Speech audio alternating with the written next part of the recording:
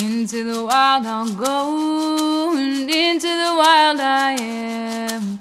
It's been a while, freedom child, since I left my roots back home. Into the wild I'll go, and into the wild I am.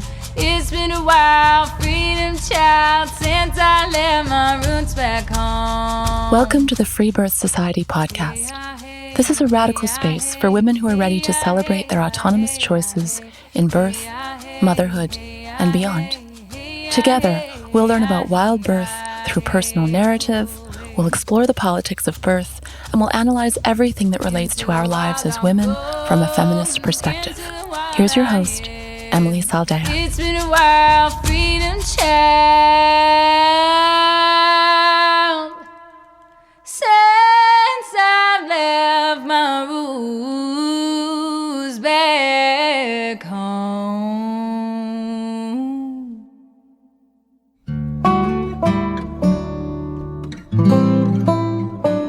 After pregnancy, loss, and a breakup, Samantha begins a journey with a new relationship to call in her baby.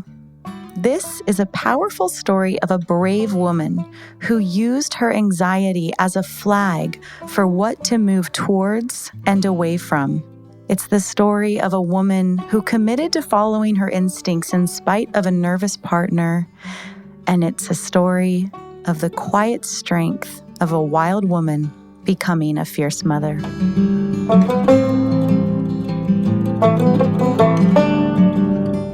Okay, so I, with my ex-husband, we tried to get pregnant for a year and a half, and we ended up getting pregnant, and I had one miscarriage and one chemical pregnancy, and the only reason I really knew about the second one was because I was obsessively peeing on pregnancy tests and going to get my blood drawn to see if I had any HCG in my blood, which most of the time I did not. I was very obsessed about it, and just it was all I could think about, and it wasn't fun. It wasn't enjoyable. And so after the miscarriage, we sort of stopped connecting, and our relationship really was not good to start with. And so we split up and got divorced, and I think I lived on my own for 5 or 6 months when I met my now husband. And from the beginning, we talked about babies from second date, third date, because it was something that I wanted. And he has 2 children from 2 previous relationships. We have a 10-and-a-half-year-old and an 18-year-old, which is a huge gap compared to our baby. And so we always talked about, starting a family and what that would look like. And my husband is a warrior. He thinks, go to the hospital for all the things. And so... Wait, what do you mean a warrior? He's a worrier. Oh, worrier. I was like, how does that translate to warrior? No. No, he's a worrier. I love him very, very much, but he will hear a noise, if he's in the garage and run upstairs. Is everything okay? Fine. Okay. It was the dog. And so he was like, we'll just have a hospital birth like my other 2.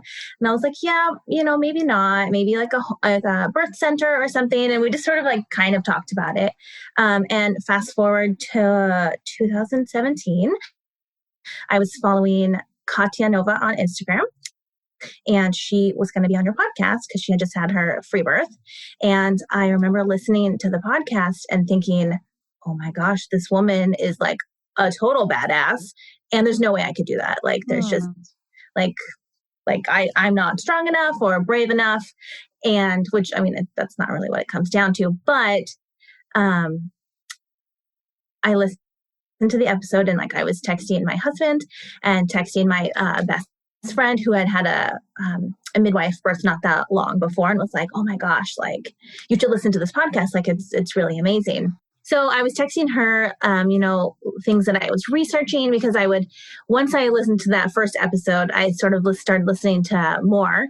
And I would sort of hear things or like learn about things. And then I would Google them and start like, I was just like deep. I was texting my husband all the time. Like, oh, what about this? Or, did you know this? And so I listened to the podcast to basically every chance I had. I'm a nanny. So at nap times, like I was not watching television because I was just like, I was deep because I knew we were going to try and conceive in 2018. And so in February, I got off my birth control. I had the IUD. And I wasn't sure how long it would take to kind of get my cycle back. And so I didn't actually get a period until April. And it was like really weird, I guess. My cycle, like days, I think I didn't get a period for like 40 something days and like longer. And then so I did get my period started and I bled for like 2 days, like super, super, super heavy.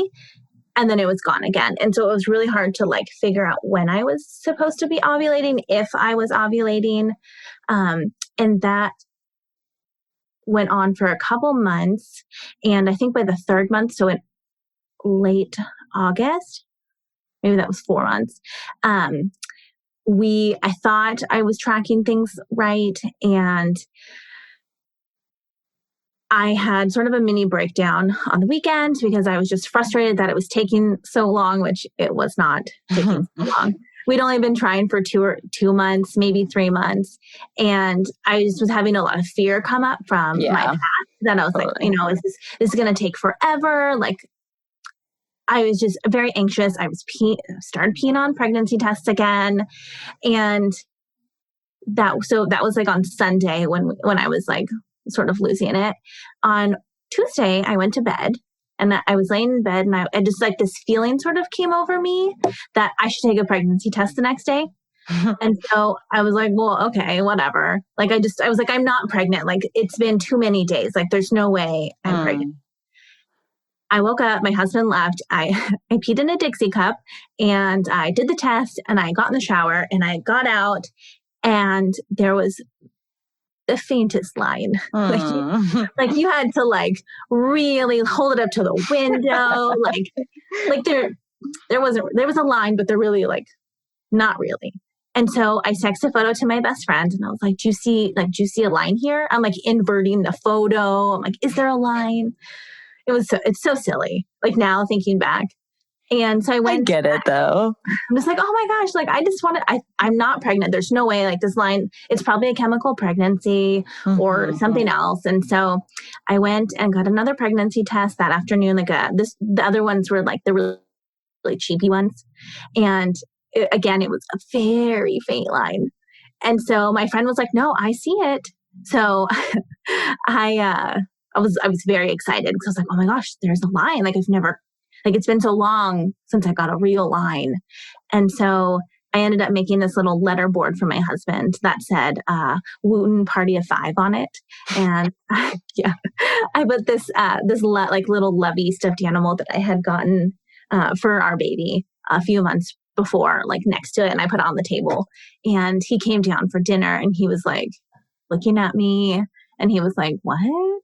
Like 5? What does that mean? Because he like sometimes like he wasn't.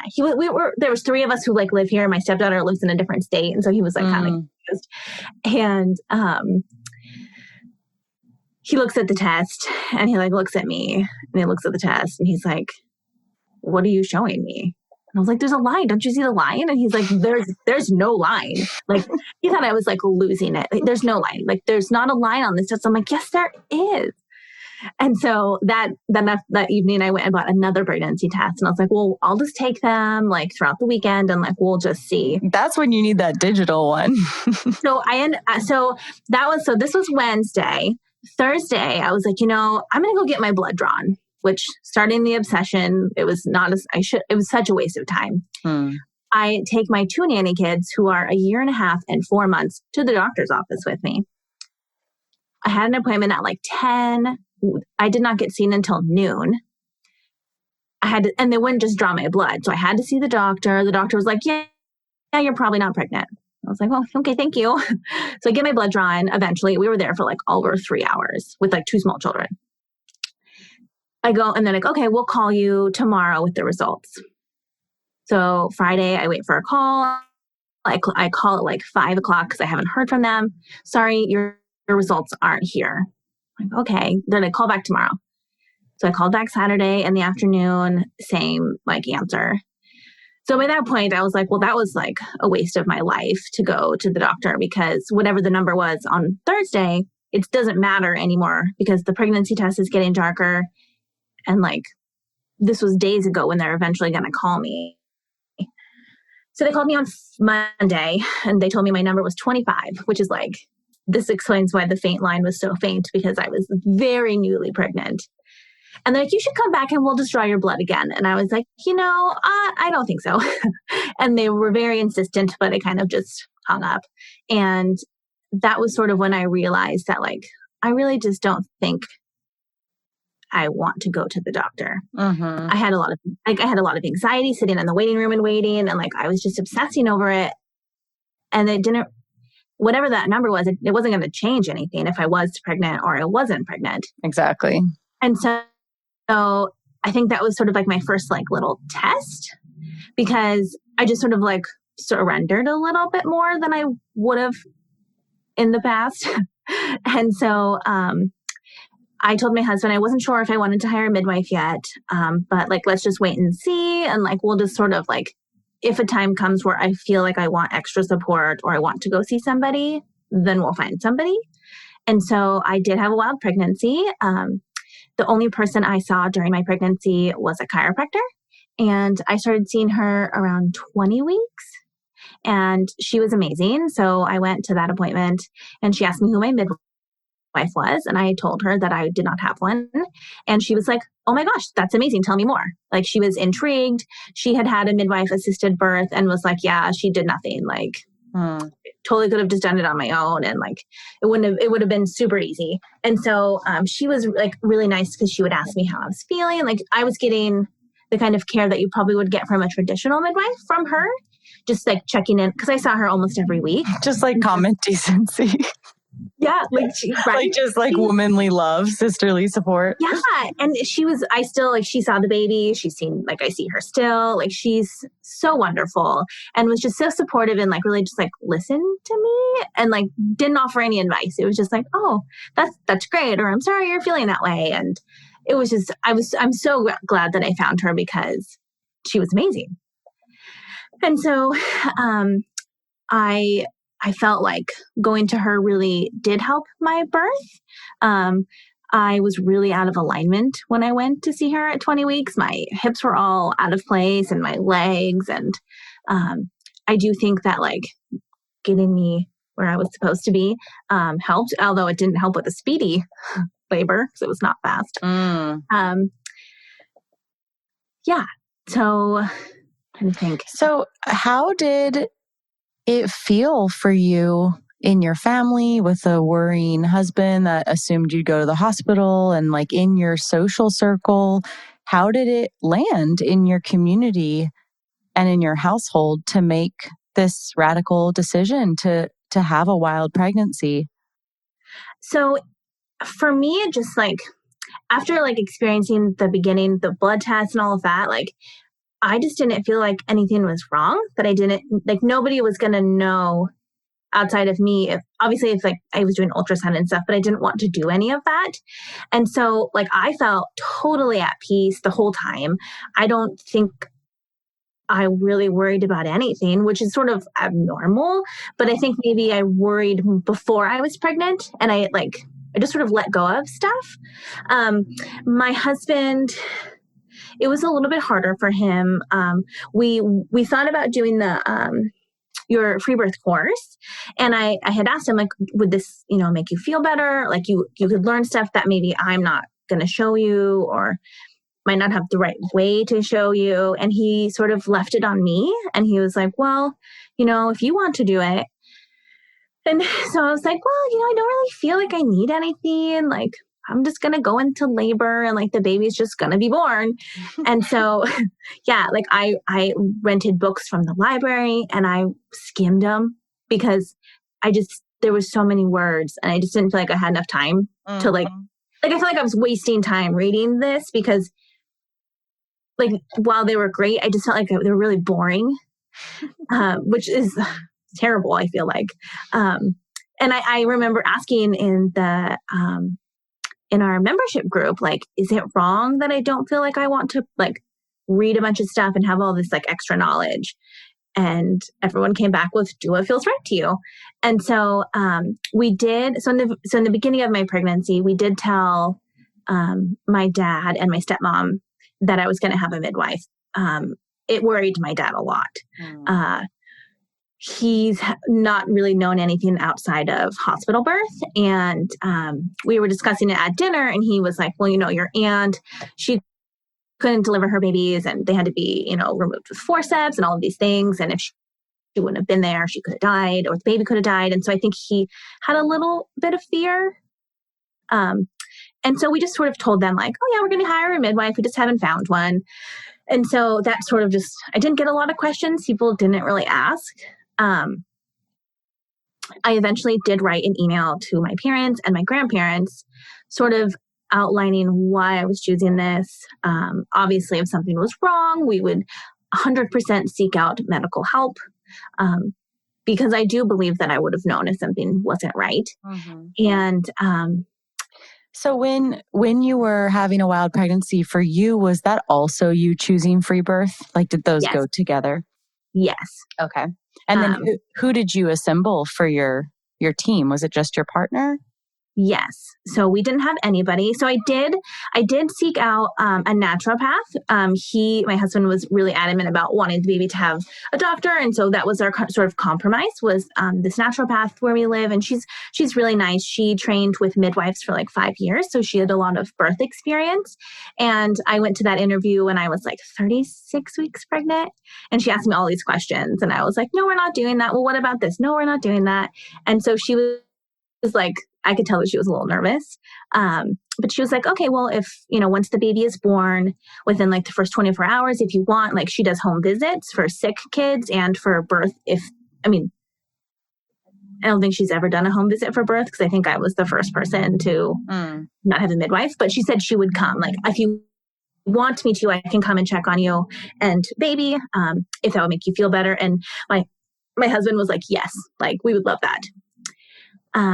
She ended up being on vacation when I was in labor. And so she wasn't here.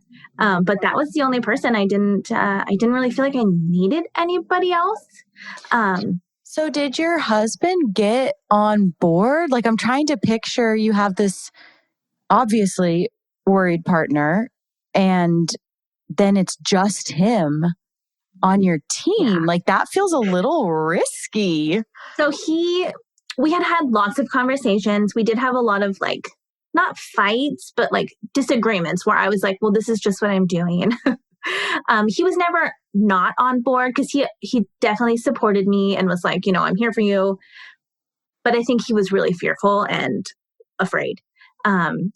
He would look up stuff and like, he's very much like a logic numbers kind of guy. And so that like, how many babies have died at home and all of these other situations. And we actually had a fairly large fight on Mother's Day. I was 39 weeks pregnant. Aww. And I know, I'm like, I could go into labor at any moment. And this is when you're going to tell me this? You asshole. Yeah, he means so well and he loves us so much. And I think that's where it all comes from. His dad was very, very like worried and like put them in a bubble basically. And so that's kind of just how he was raised. He's definitely gotten out of that bubble now. And the reason I keep bringing up your husband that is so important is that you did it anyway and that he did support you. And even in his fear that he still had your back. And those really are stories that we need to talk about and relationship dynamics that need to get talked about, even though it's quite personal. But, from where I sit in the world, I talk with so many women who this is the right decision for. And they're so confused or tortured by how to handle their partner's fear, anxiety, worry, and sometimes, lack of support, which it sounds like you didn't have that part, which is great. But yeah, so I think it's so important for other women to hear, like, it's actually okay if your partner's afraid. Like that doesn't need to be the deal breaker here. Exactly. And I felt like he was afraid for the both of us. Like I felt not afraid. Like I was the opposite of afraid. And I told him multiple times, like, I felt great this whole pregnancy. Like I know, like I feel baby all the time. Like I can tell baby's head down because of her and so many hiccups. She had hiccups from like 24 weeks daily. And so like I knew where baby was. And I think he was most afraid. I mean, I'm speaking for him, that he would have to tell people if something happened to us. Like it would be on him if something happened to us, which I totally understand.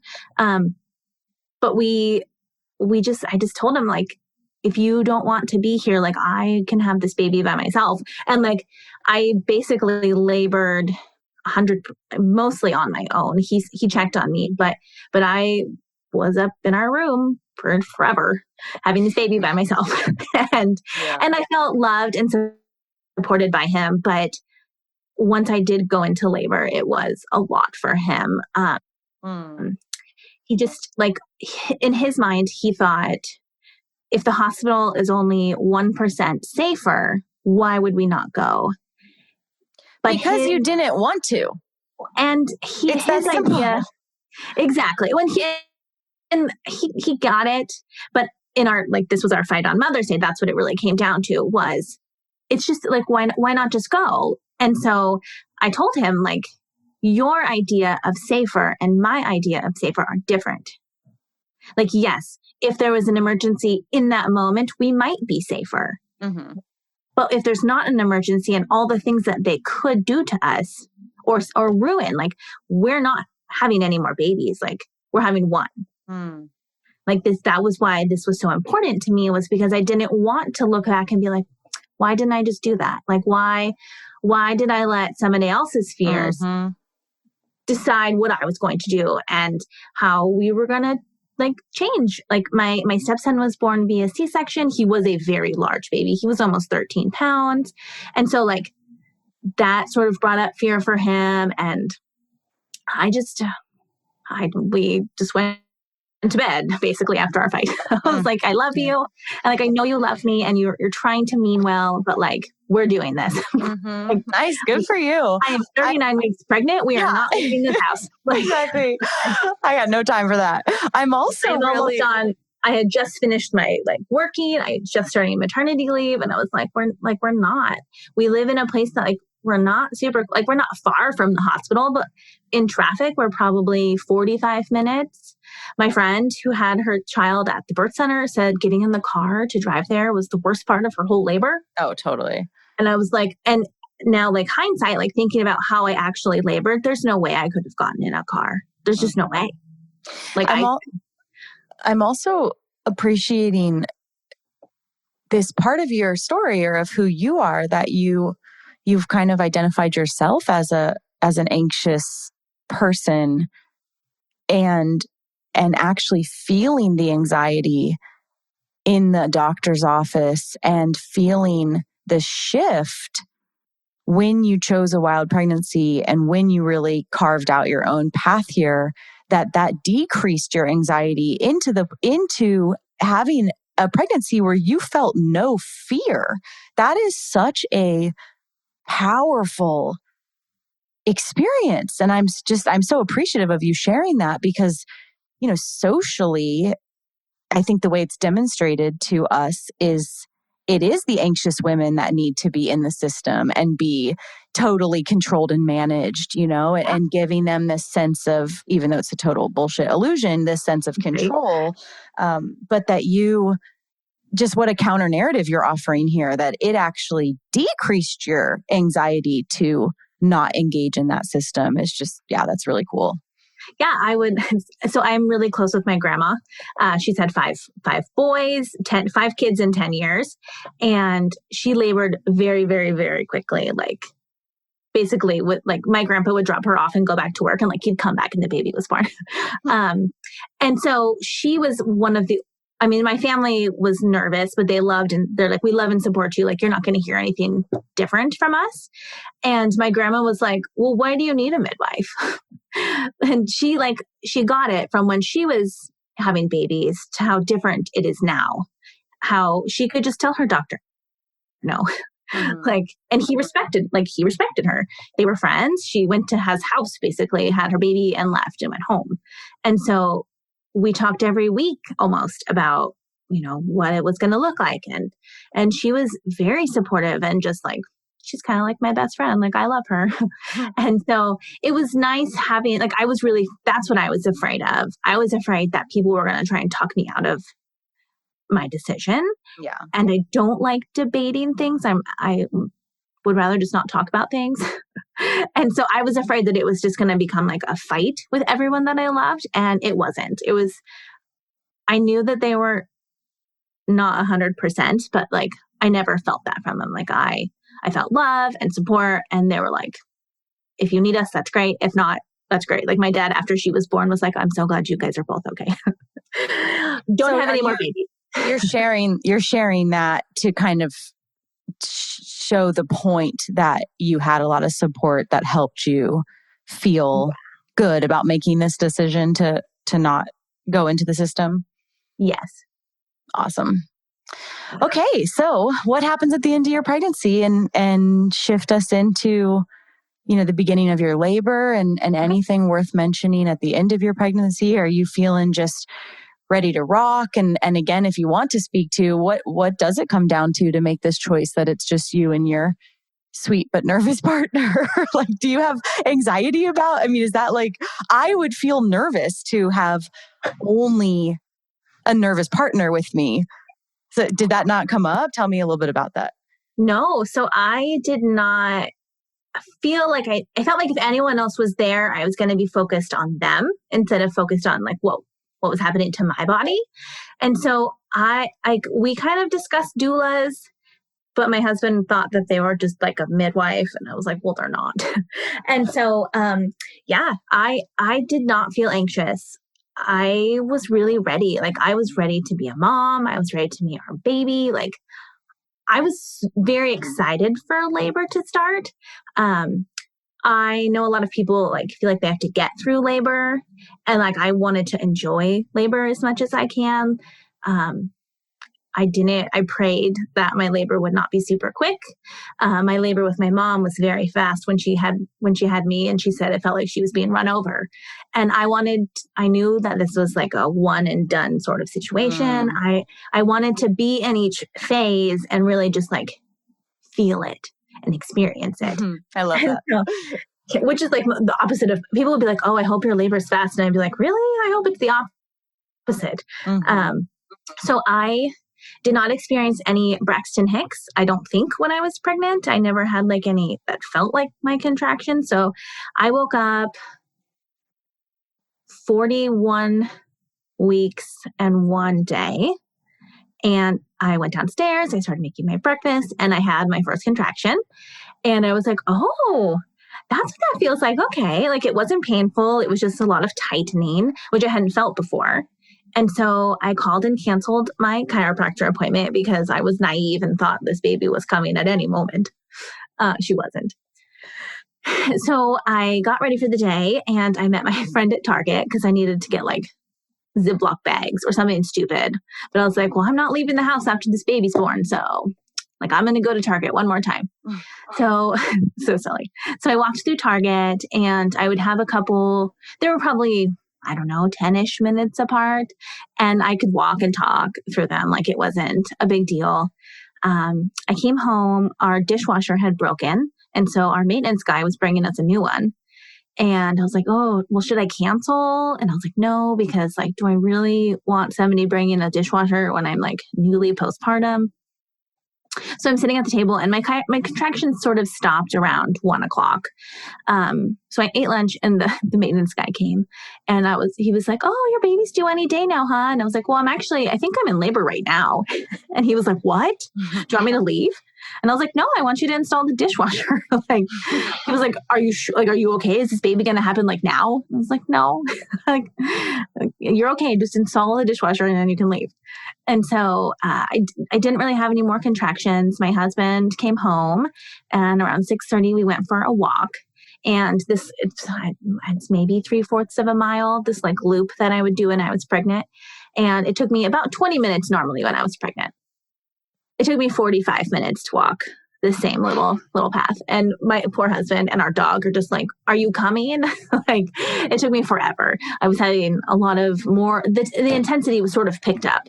And so we got home and I made dinner.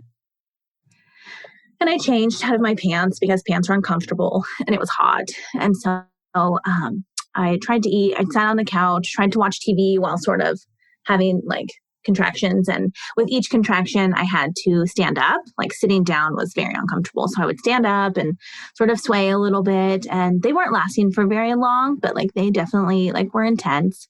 And I kept trying to watch some stupid show on TV. And I felt very spacey. Like focusing on it just was too much. And it was like, I just didn't want to watch TV. So I went up to our room by myself and I had all the windows open and it was like sunset. And I grabbed my phone and I took a picture of the sunset out the window. And I said, oh, this is the sunset the baby's going to be born under. She was not.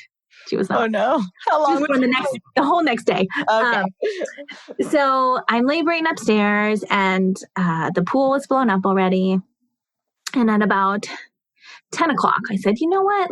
Let's fill the pool up. Like that probably would feel really good to float around in some water. So we filled it up and I got in and like, I think I had one contraction in the water and it felt like the intensity was like barely there at all. And so I was like, you know what? Maybe I don't want to be in the pool. Like maybe this will stop labor. So I got out and we covered. So the pool we had didn't have a heater, but it had like the cover. And I was shocked how much heat that cover kept in the pool. I thought we were going to wake up in the morning and like the water was going to be icy cold. And so my husband went and slept in the other room because he had like worked all day. He was up really early. So he went to bed and I was just sitting down between contractions and then I would stand up during the actual contraction. And around midnight, I went to the bathroom and I took one last photo of me and of me pregnant in the mirror. And I tried to go to bed. And I think I laid in bed and I don't really remember having any contractions. I don't think I actually slept, but I sort of was like in the in-between a little bit. And I woke up in the morning around 6 and wanted to get in the pool again. So I had Matt come in, check the water. It was super warm still. So I got right in and I took I took a lot of photos during this because I felt between contractions, I felt very much like aware and present. And so I have like these little selfies of me in the pool. I progressively get sweatier.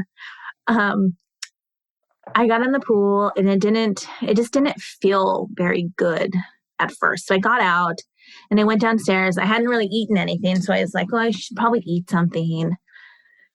When I get really hungry, I get really nauseous and then I'm too nauseous to eat. And so I can't really solve the problem. So I made a bowl of oat. It's awful. It happens all the time when Totally. It's like, I didn't know what to eat. So I made some oatmeal and I took like 2 bites and it was not what I wanted. But I thought, I need to eat. And so I'm in the kitchen and my husband is watching TV, I think, at this point.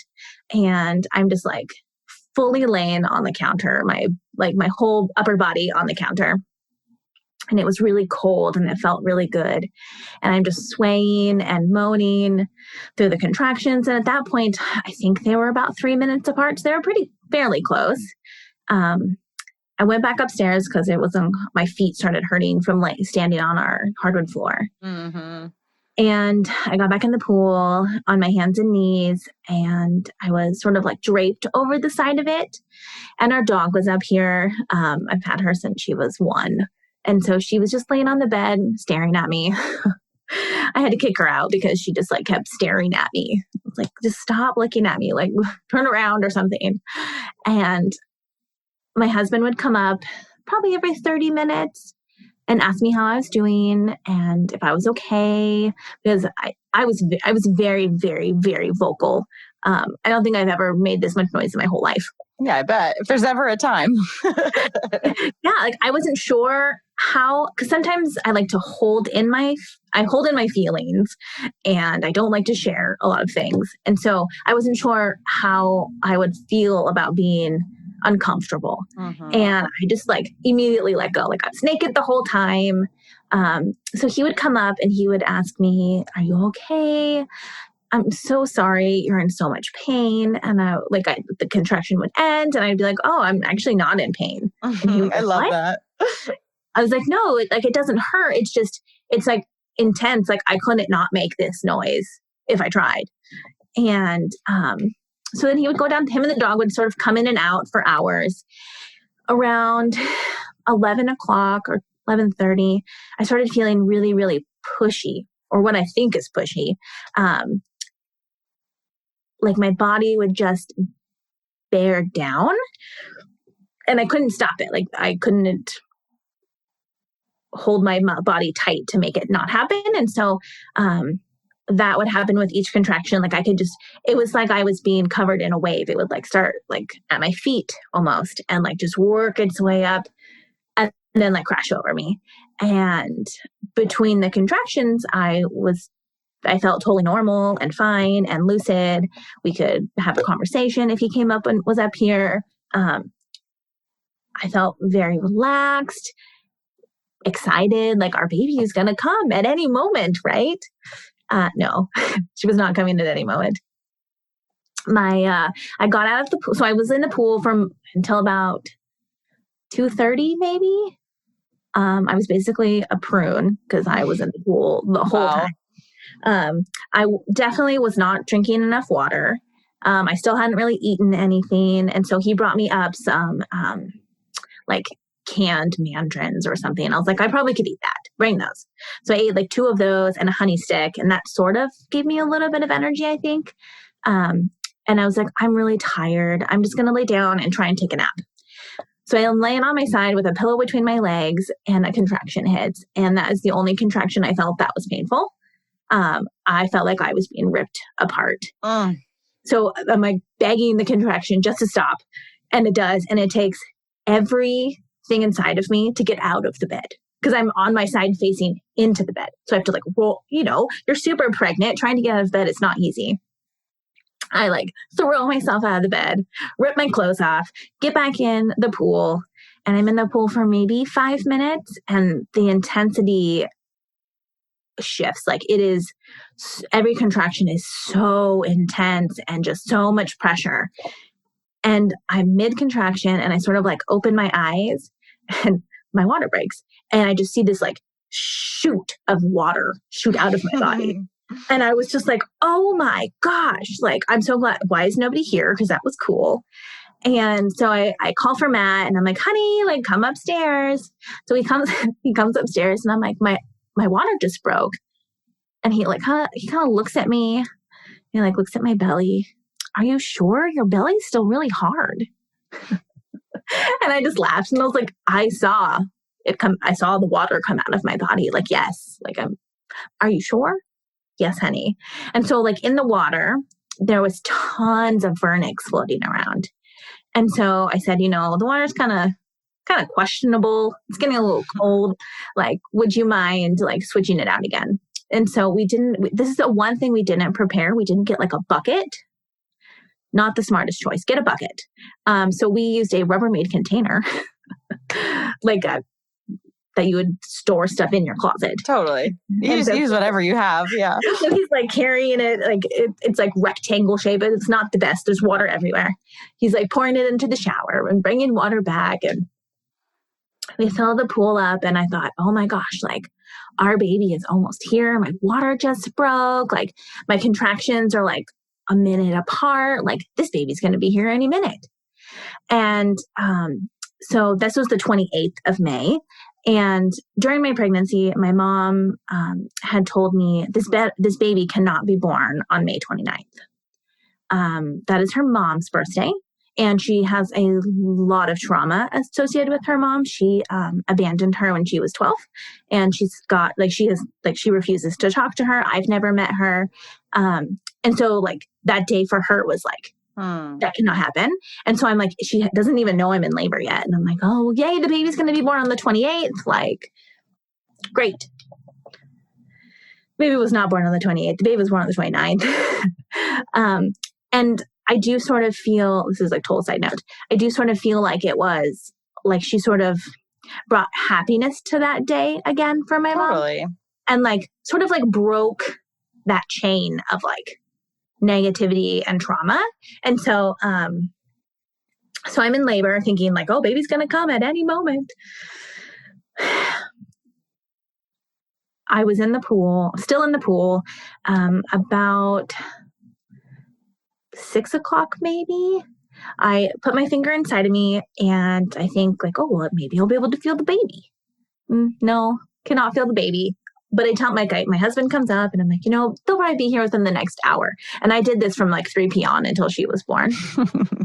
Baby will be here within the next hour. And like, not in an anxious way, but like in an excited way. Like, oh, baby's almost here. And then like the hours just like melted away. Like when I looked back on how long I had actually been in labor, I was shocked because I was like, it didn't seem like I was awake for basically 2 days. The contractions are still really, really close together, super intense, but I'm relaxed. I'm breathing through them. They're not painful. I think at about 8 o'clock, I asked my husband to put some music on, and I had picked out a couple songs that I wanted to listen to. And of course, he like puts on some random playlist, and I'm like, no, I don't want to listen to this. This is just like, it was like super energetic, and like it was too much. And I was like, I need something a little bit more calm. And like, so I was listening to like classical piano music. And eventually I put my my finger inside of me again, and I can feel baby's head. And I sort of like rub my finger a little bit, and I'm like feeling around, and I'm like, I think baby has hair. Like, I think I'm feeling, like, I think that's hair. Like, obviously I didn't know, but I was pretty sure. And like, when I had like taken my finger out, my fingernail was like covered in vernix. Like I had stuck my finger in like a jar of like coconut oil. Like it was, oh my God. She was, it explains why there was so much vernix in my water, because like she was covered. So I think for hours. So probably for 4 hours before she was born. I'm very, very pushy, but I'm not like, I didn't ever consciously bear down or push. Like my body just sort of did it for me. Like I didn't really have control over my body. And eventually, so I had felt her head, and so I asked my husband, like, can you see her head yet? Like, can you see anything? And he's like, oh yeah, maybe. And then eventually, like, we can see the top of her head, and I'm like, oh my gosh, like the baby's almost here. And probably for 2 hours, you can see a little bit of her head, and then she'd go back in. You can see a little bit of her head, and she'd go back in. So I was like, oh great. Like, I'm probably really stretchy, I guess. That's probably a good thing. But I wasn't like wondering if like something was wrong or if she wasn't in a good position. Did you at any point freak out or like lose your shit a little, or kind of feel like you couldn't do it, or like that decimated feeling? No. And so that was actually one of the things, like I've so many people say that they were decimated and just like broken. And I never felt that way. Like, I feel like motherhood has done that to me. Right. It's going to get you. It did. It got 4 months hit, and then she stopped sleeping. Oh shit. Yeah. She was a great sleeper in the beginning, 4 to 6 hour stretches. And then she just stopped sleeping. And so, yeah, it caught up with me. Yeah. But no, I never felt like I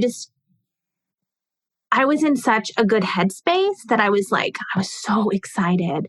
Like this baby I had been waiting for so long was like basically here. And so, my husband would sometimes ask me, like, are you in pain? Is the baby still moving? I'm like, yeah, like baby's kicking me. Like I could feel her feet, like still very much in my ribs. So her head's coming and going and coming and going. And eventually, like I reach down, and I can like feel a good portion of the top of her head. And that's when she sort of stopped sucking back in. And the intensity did hurt a little bit right before her head was born. So she's almost like to the widest part of her head.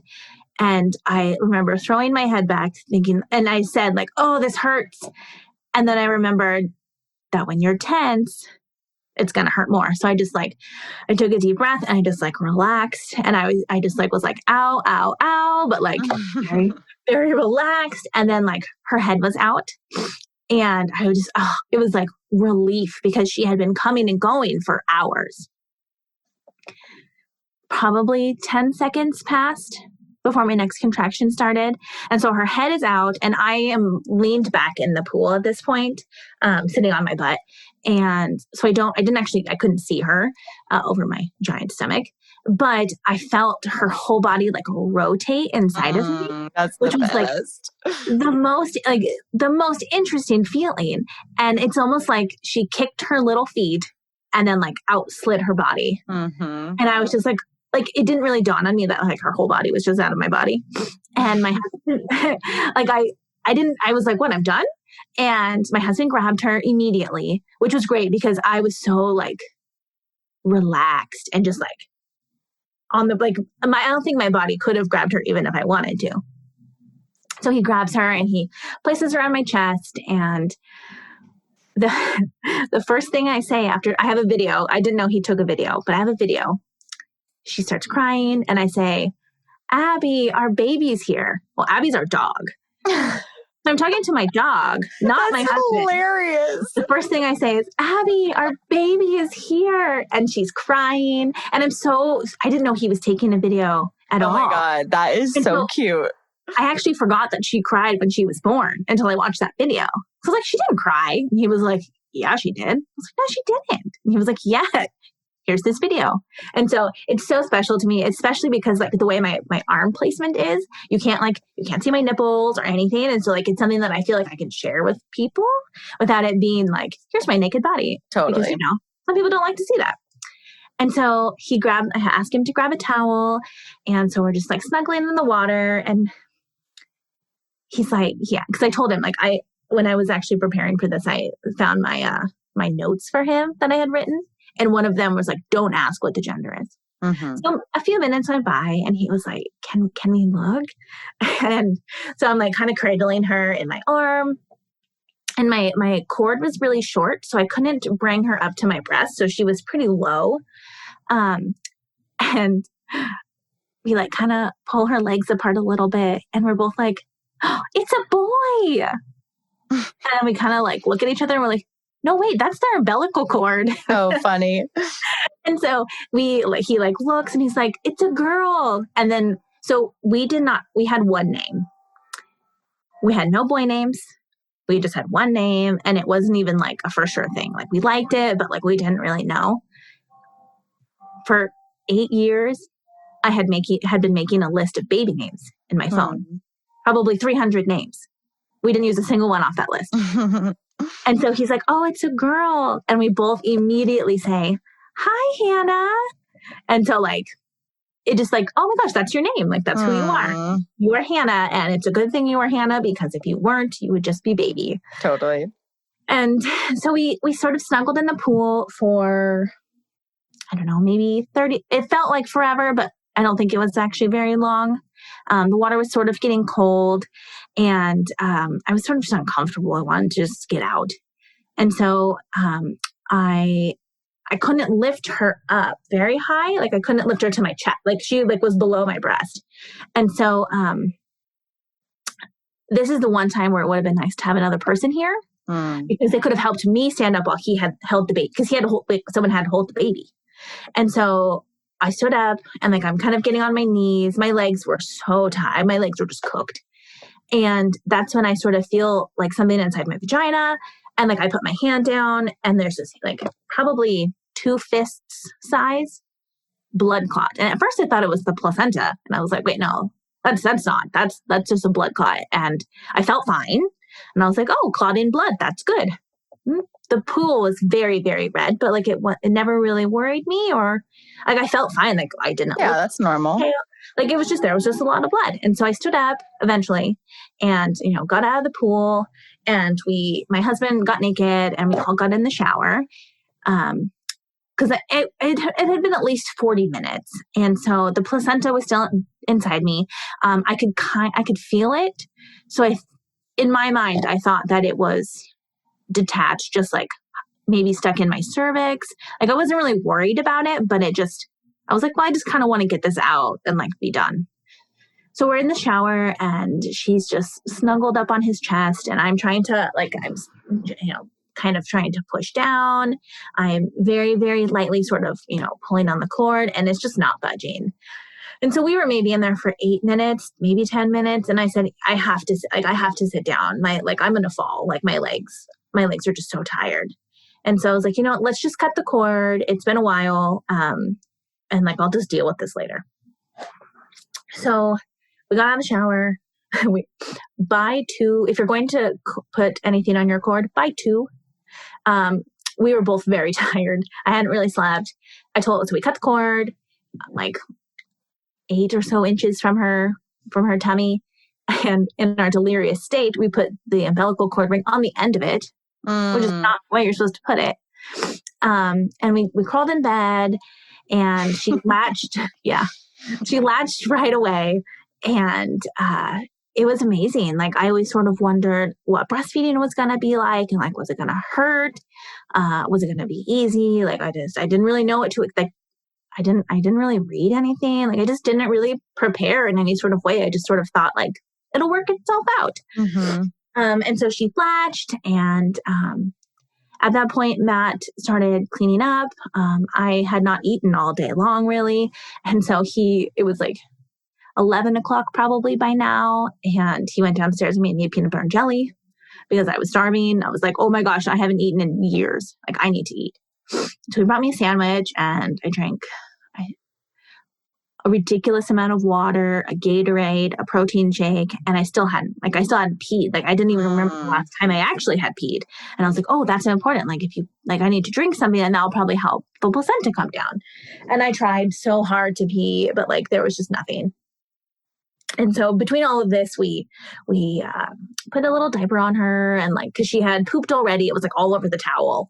And I was like, let's just put a diaper. Like, let's just kind of get ready for bed. I tried to pull the placenta out again, still nothing. I could still feel it, but like, it was not budging. So I just threw a diaper on, and I said, you know what? I don't really care. Like, I feel fine. I'm not heavily bleeding. When I was trying to pull it out, I was sort of standing above the toilet because I thought, well, that might be easier. Like it's really close to the wall. Yeah. And Matt was sitting like directly in front of the door, like in our room in the chair holding Hannah. And this huge gush of blood, like everywhere, down my legs, all over the toilet, all over the floor. And he kind of just like gives me this look like, are you okay? And I was like, yeah, I feel fine. And he was like, are you sure? I was like, yeah. Okay. So I think in the moment he sort of let go of his anxiety and his fear. Like he's like, you looked okay. You were talking fine. Like you didn't look really pale. And so he's like, I just wasn't worried.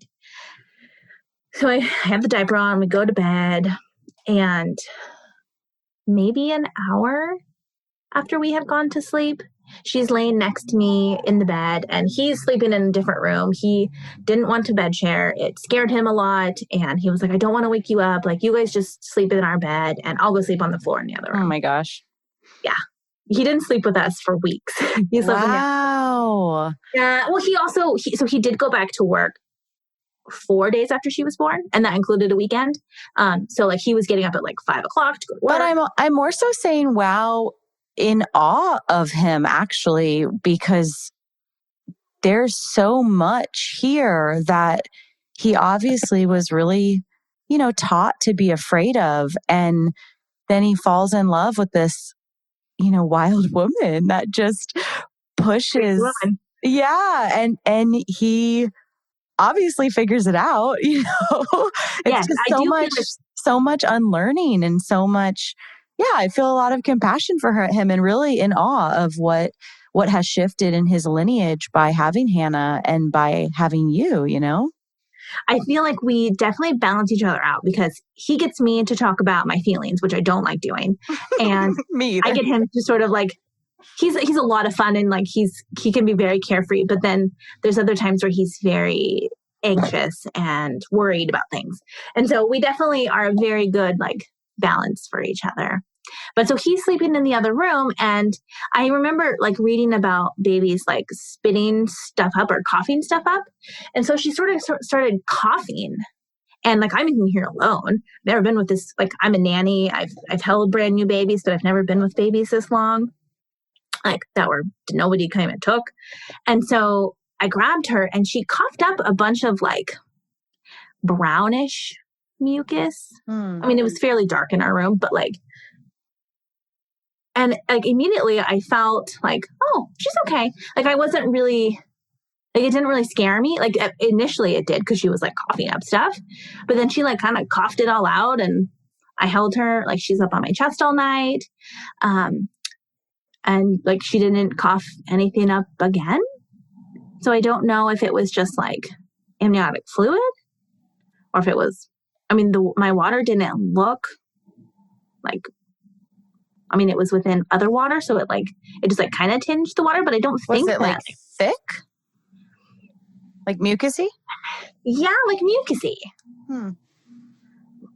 But she seemed fine. I mean, she was fine. Yeah, she's obviously fine. Yeah. She was fine. Yeah, she's thriving. We did have a little issues with breastfeeding. So the next day, like she was born at night. And the next morning I kept trying to get her to latch. And she just like wouldn't. She was really tired, I think. Or she was acting tired. Not like abnormally tired, but like tired.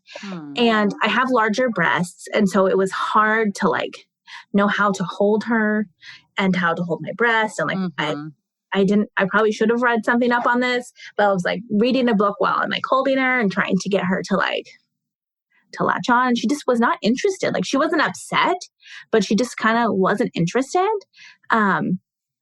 So I had gotten a lactation consultant's card from our naturopath. And I said, you know, just in case, like if we need anything, it'd be nice to have like somebody else knew instead of like Googling for somebody. So we called her and she came within a couple hours and we hadn't taken her stats yet. And I was convinced she was like 7 pounds. I was like, she's so tiny.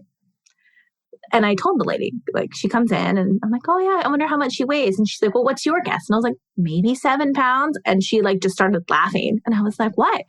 She's like, this is a giant baby. I was like, no, she's not. She's so tiny. Like, look at her. She weighed 9 pounds, 1.4 ounces. Cute. So I'm very bad at judging size. And so she comes over and she's like looking at my nipples. And one of my nipples is short. It's not flat, but like she couldn't, like with her tiny little baby mouth, she like couldn't latch onto it. So she helped us like express some colostrum in a spoon to like spoon feed her, which I wouldn't have even thought of. And so that was like, she was very helpful, but then she also like wasn't at the same time. She did have us start using a nipple shield on that side to try and help her latch on. And it worked, but it was so frustrating because it is so hard to get it to connect to your nipple to start with. And then you're holding a baby who's like wiggling around, who like, she would only put her hands like next to her cheeks. And so like her hands are in the way and I'm like trying to put my boob in her mouth and like she keeps knocking it off. And so we actually only used it for maybe 2 days. And eventually my husband was just like, because I was getting really frustrated and he was like, maybe just try without it. And I was like, but she said, and he was like, but maybe just try. I said, okay. And she took right to it. And like, we never had to use it again, which was so great. Cause I was like, oh, this is so frustrating. Like, I don't want to have to keep using this. Like, this is not. So she was great. Like she helped us, figure that little hurdle out. But I did feel like inviting her into our space and sort of sharing our story with her wasn't this like, so she started being very like fear mongering a little bit. Like, what do you mean you didn't have prenatal care? And I was like, oh, well, I took care of myself. And what does that have to do with why you're here in my home? Exactly. And so, and like, she wasn't covered by our insurance. So we were paying out of pocket, which we were glad to do. But like, she sort of started digging up that fear for my husband. And so she was like, newborn babies, they're like squished up. And as it is, she's kind of, maybe her shoulders are a little bit more broad. And so like, she like was like, her shoulders were like kind of up to her ears, and she was just like kind of squished up. And she kept saying, I think something's wrong with her. Like, you guys need to get her seen. Like if she doesn't start nursing, like if she doesn't have wet diapers, you're going to have to go to the hospital, and like, you might have to do formula, and you might have to do this. And yeah, no shit. That's not helpful. We know that. And so like, I stayed very calm, but like, it sort of started worrying my husband. He was like, well, should I go buy formula right now? And so she did reach out to a mom in our neighborhood, and she gave us some breast milk, and we did give her like 1 ounce of it. And I do think that helped, because after she got a little bit of calories, she was like more interested in trying to nurse. Of course. And so she knew who had referred us to her, who had given me her card. And I told her who our chiropractor was. Well, she called our naturopath and left her a message saying something was wrong with our baby. She called my chiropractor. Something's wrong with this baby. Like, you guys, she needs to get in to be seen. And, our naturopath was not in town. And so like, my husband was like kind of freaking out, because he was like, is something really wrong with her? And I was like, no, she's fine. Like this could become an issue if she's not getting calories, but like, in the current moment, like, she's fine. She's sleeping, she's pooping, like, she wasn't really peeing, but she also wasn't eating. So I wasn't too concerned. And so the next day, we eventually go to one of the doctor's offices where we live, and it was awful. They were so cold, and like, we didn't know these people, but I was in a diaper. Like, I had just given birth. Like, I had no intention of going anywhere after giving birth. And I agreed to go because he was really worried. And I was like, you know what? You supported me. You showed up for me. So if this is what we have to do to get you off my back, like, we'll go. So we go to the doctor's office, and we see the nurse, and she's probably the worst. I mean, I've taken kids to the doctor. She was awful. She's telling me to take baby's clothes off. The lights are really bright. Put her down on this cold table. And like, she turned bright red, when she's not so much anymore, but she was fire engine red. She was so red from screaming. And I have to like lay her on the table, and I'm just crying, because I'm like, this is not right. Like, why are you being so like, this is a brand new baby. She's not even 24 hours old. Like, why are you being this way? And she eventually peed all over me. She must have been like holding her pee or something, because it was a lot. So we get her checked out.